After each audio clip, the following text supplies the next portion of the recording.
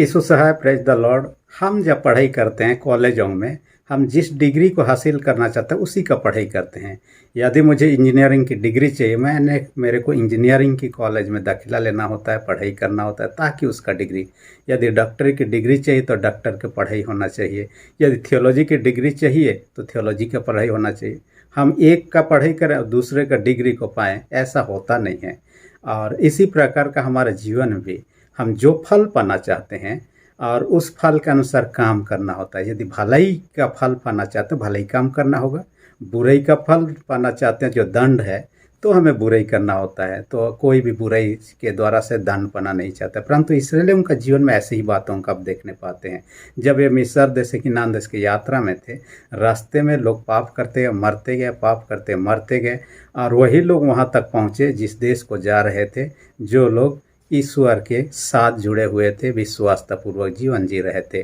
आज हम गिनती 21 अध्याय उसका 4 से 9 पद के अनुसार ऐसे ही बातों को देखेंगे, जहां उनके जीवन के द्वारा कौन सा गलतियां हुआ, जिस गलती के वजह से उनको बहुत ही नुकसान उठाना पड़ा। कई लोग मर गए, परंतु जो लोग पछताव किए लोग बच जाते हैं। ये इस्राएलियों का जीवन हमारे वास्तविक जीवन की यात्रा के साथ में तुलना किया गया है। जैसे 40 साल का यात्रा उनका रहा, वैसे हमारे जीवन की यात्रा चलते रहता है। रास्ते में कई समस्या उतार चढ़ाव आते हैं, वैसे हमारे जीवन की यात्रा में उतार चढ़ाव समस्या मुसीबत आते रहते हैं। जैसे रोड में हम यात्रा करते हैं, कभी ऊंचा कभी नीचा, कहीं घुमावदार होता है, वैसे ही जीवन का कभी सुख है, कभी दुख है, कभी अलग सिचुएशन है। तो समय के अनुसार अलग अलग परिस्थिति होकर हम गुजरते हैं, और हम गलत काम करते हैं तो उसका न्याय तो है। यहाँ पर हम देखने पाते हैं मृत्यु दंड है, पाप का सजा तो है, मृत्यु दंड है। और आज का जो एतवार का नाम भी है युदिका। युदिका का अर्थ है न्याय का। परमेश्वर न्याय करता है, सच्चाई, भलाई और बुराई का। हम भला काम करते हैं, हम पुरस्कृत किए जाएंगे, बुरा काम करते हैं, दंडित किए जाएंगे। इसलिए इसराइल लोगों को हम देखने पाते हैं, जैसे इसराइल लोग मिस्र देश की किनान देश की यात्रा में थे, होर पहाड़ पहुँचे। होर पहाड़ के पास में आगे जैसे बढ़ने लगे, एदोम देश आता है। एदोम देश होकर ये लोग शहर होकर गुजरना चाहिए, लेकिन वैसा नहीं करते हैं। एदोमियों के साथ में इसराइलियों का संबंध सही नहीं था, दुश्मनी का नाता था, इसलिए लड़ाई होना तय था। और ऐसे लड़ाइयों के बीच से होकर मूसा उनको अगुवाई करना नहीं चाहता, ईश्वर अगुवाई करना नहीं चाहता था। इसलिए उस देश के किनारे होते हुए ये लोग घूम के जाना चाह रहे थे, और ऐसे घूम के जाने में ज़्यादा लंबा रास्ता उनको तय करना है। और रास्ते भर में वे लोग कई कठिनाइयों का सामना पहले से कर चुके हैं, अब और कई कठिनाइयों का सामना करने वाले हैं। साथ ही साथ भोजन जो हर दिन परमेश्वर मन्ना गिराता वही खाने लगे हैं। इन चीज़ों के कारण से लोग परेशान होने लगे, और क्या करने लगे, ईश्वर के विरोध में, मूसा के विरोध में वे लोग बातें करने लगे, कुड़कुड़ाने लगे।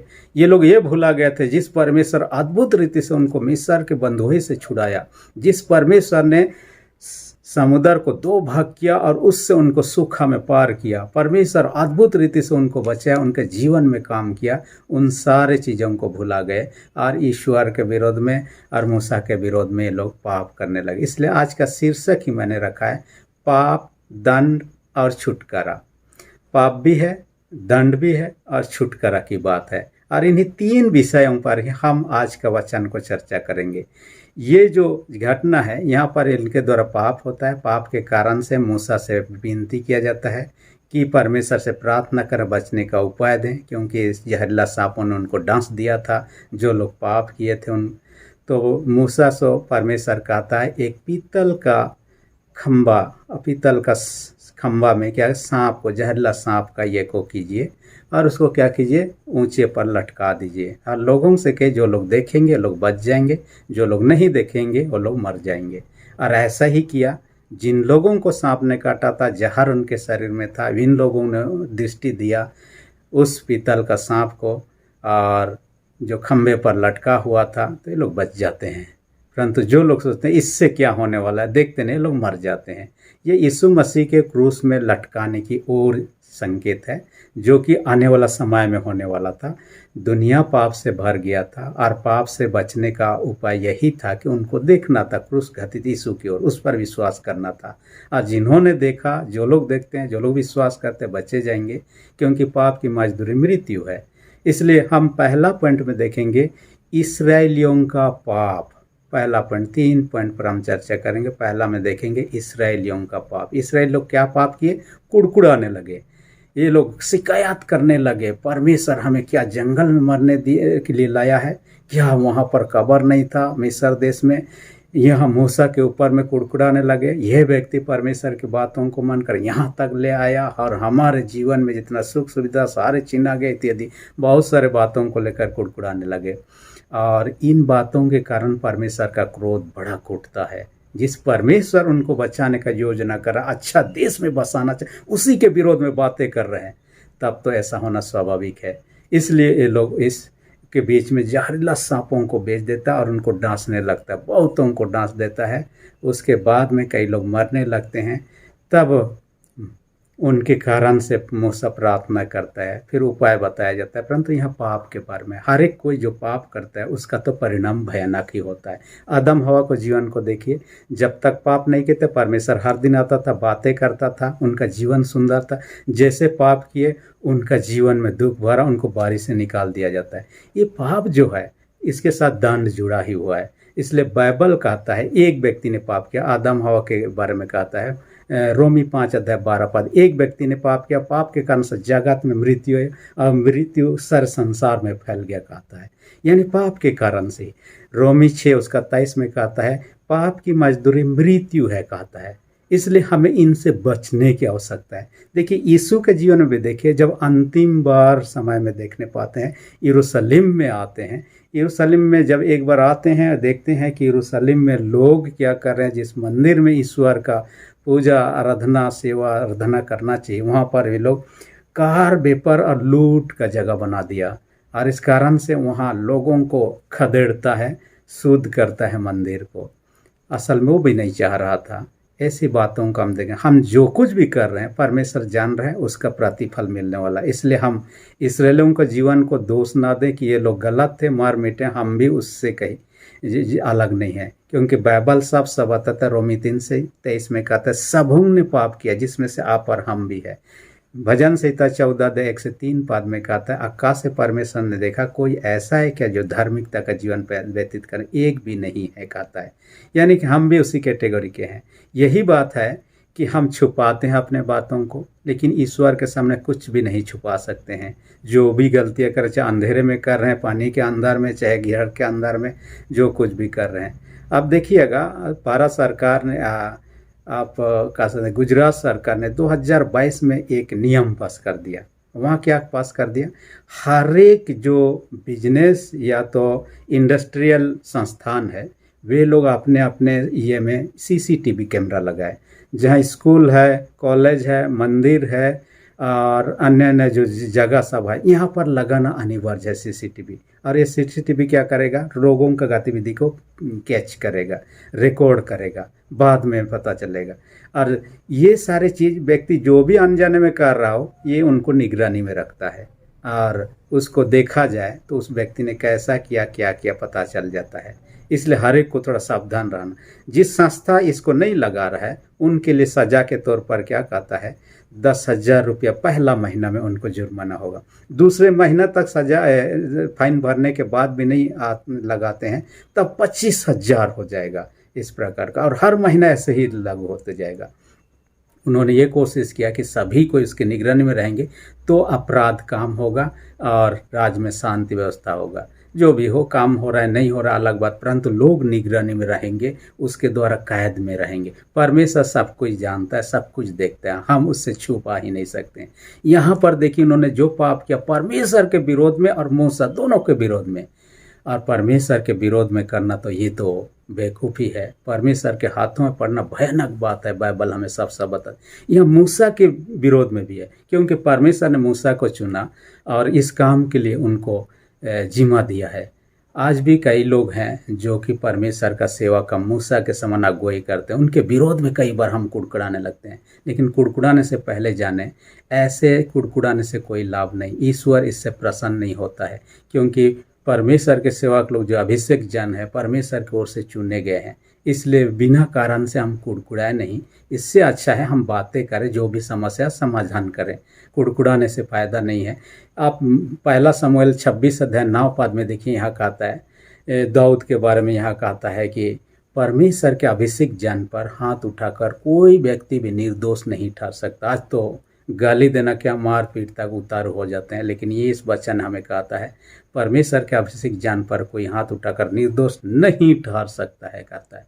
इस कारण से आप यदि भविष्यवक्ता को भविष्यवाणी जानकर ग्रहण करते हैं, उसका प्रतिफल पाने वाले हैं। बाइबल में कई उदाहरण हमको पाते हैं। इसलिए आइए हम इनसे दूर रहें, इस प्रकार के पापों से। दूसरी बात कहता है परमेश्वर का दंड। इसराइल लोग पहला में पाप किए, यहाँ कहता है परमेश्वर का दंड जो इसराइलियों का था उसके बारे में चर्चा करता। क्या कहता है, जहरीला सांपों को भेजता है और उनको डांसता है, मरने लगते हैं। बचने के लिए वे लोग मूसा के पास जाते हैं, मूसा प्रार्थना करता है, परमेश्वर उनको अगुवाई देता है क्या करना है।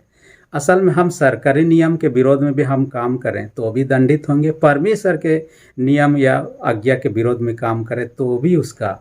यहूदी लोगों का जीवन में देखिए, जब भी कोई अपराध इस प्रकार का करता था जो समाज के दृष्टिकोण से घृणित था, उन व्यक्तियों को पत्थर उठा के मार डालने का भी आदेश था। उस प्रकार की मैं इतिहास में एक घटना को पढ़ रहा था और इस घटना के बारे में मैंने सुना, उसको कहा जाता है ब्रेजन बुल। ये पनिशमेंट था, दंड की प्रथा था जो लोगों को मार डालने के लिए किया जाता था।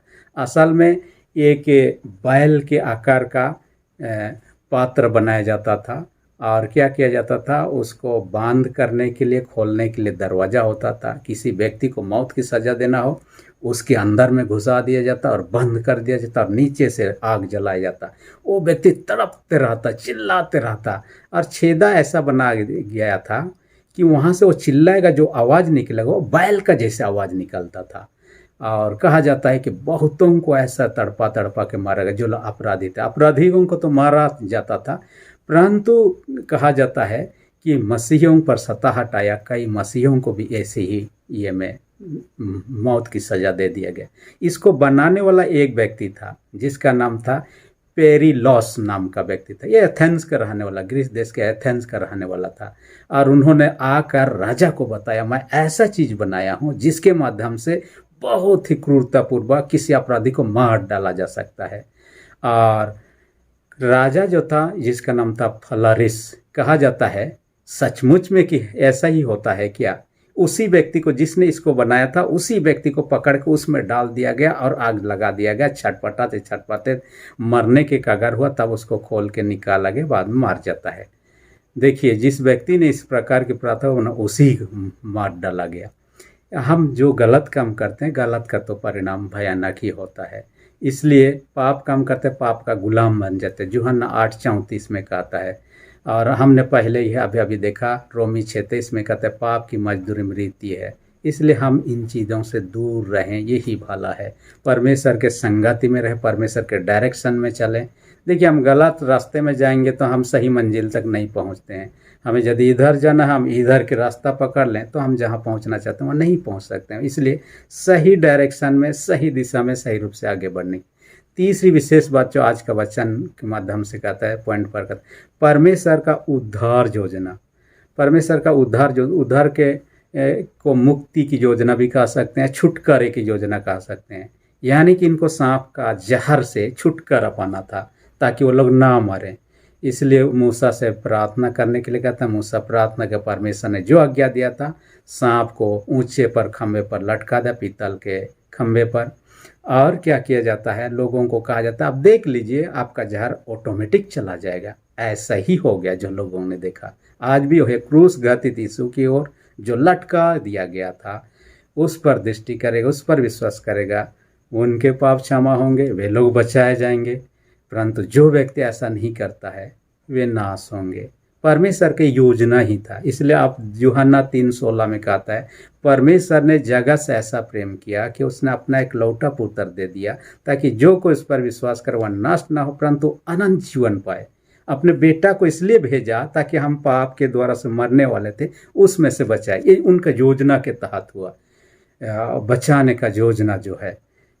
मैंने पढ़ रहा था मॉस्को जो कि रसिया देश में है, वहाँ का एक घटना के बारे में। और क्या चीज़ था, वो कहता है मॉस्को थिएटर हॉस्टेज क्राइसिस।